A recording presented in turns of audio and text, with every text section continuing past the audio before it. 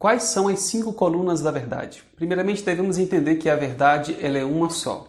Assim como uma cadeira, no seu modelo mais comum, possui 4 pernas que sustentam ali aquele objeto, a pessoa que pode se sentar naquela cadeira, a verdade também ela é sustentada por 5 colunas principais.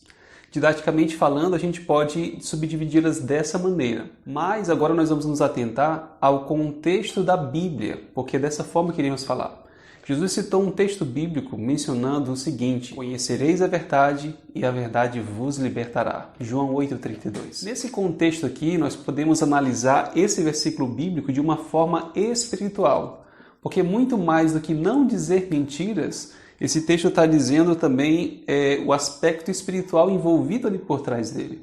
E olha o que Paulo escreveu, ele disse o seguinte: as pessoas que não têm o Espírito não aceitam as verdades que vêm do Espírito de Deus, pois lhes parecem absurdas e não são capazes de compreendê-las, porquanto elas são discernidas espiritualmente. Paulo está dizendo que as verdades de Deus, da Bíblia Sagrada, são discernidas de forma espiritual também. Vamos nos atentar agora ao fato de quem são ou o que são essas colunas da verdade.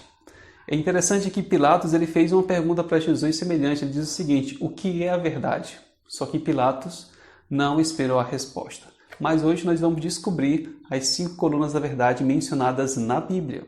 Vejamos a primeira coluna da verdade. Quando nós vamos para Deuteronômio capítulo 32, no versículo 4, ali na versão Almeida Corrigida e Fiel, é dito o seguinte: ele é a rocha cuja obra é perfeita, porque todos os caminhos são justos. Deus é a verdade e nele não há injustiça. Justo e reto é. Então esse texto bíblico aqui está dizendo que Deus é a verdade. Esse contexto ele é afirmado na mesma versão no livro de Jeremias, capítulo 10, versículo 10, dizendo: mas o Senhor Deus é a verdade. Ele mesmo é o Deus vivo e o Rei eterno. Ao seu furor treme a terra e as nações não podem suportar a sua indignação. Sabemos que Deus é amor. 1 João 4, versículo 8. Mas aqui a Bíblia também fala que Deus é a verdade. O Senhor Deus é a verdade. É interessante que esse é um conceito que as pessoas talvez não se atentavam tanto. Mas Jesus, ele chegou a mencionar: eu sou o caminho, a verdade e a vida. Ninguém vem ao Pai a não ser por mim. Então Deus é a verdade e Jesus também é a verdade. Mas não para por aí. Quando nós olhamos ali para 1 João capítulo 5, no versículo 6, encontramos o seguinte texto: este é aquele que veio por meio de água e sangue, Jesus Cristo, não somente com água, mas também com a água e com sangue. E o Espírito é o que dá testemunho, porque o Espírito é a verdade. Então podemos dizer que Deus é a verdade, é a primeira coluna da verdade, Jesus é a segunda coluna da verdade e o Espírito Santo é a terceira coluna da verdade. Porque aqui diz que o Espírito é a verdade.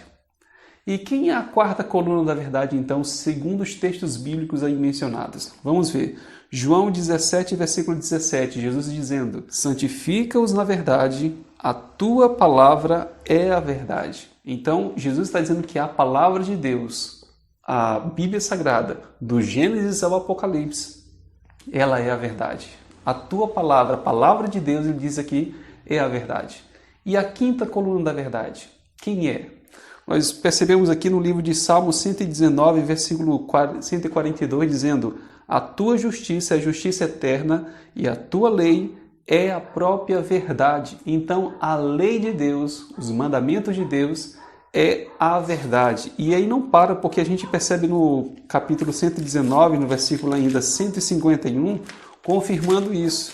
Veja só, o versículo diz assim: tu estás perto, Senhor, e todos os teus mandamentos são verdade. Percebemos aqui que os mandamentos de Deus, a lei de Deus, ela é a verdade. Então nós temos aqui Deus, Jesus, o Espírito Santo, a Bíblia Sagrada, a Palavra de Deus e a lei de Deus, os 10 mandamentos, a lei de Deus como um todo.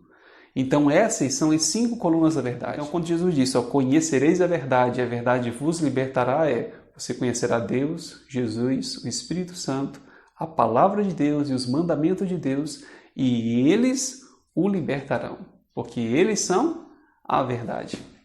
Interessante que as pessoas hoje no mundo almejam uma vida longe de tanta dor, tanto sofrimento. Jesus prometeu a vida eterna para cada um de nós.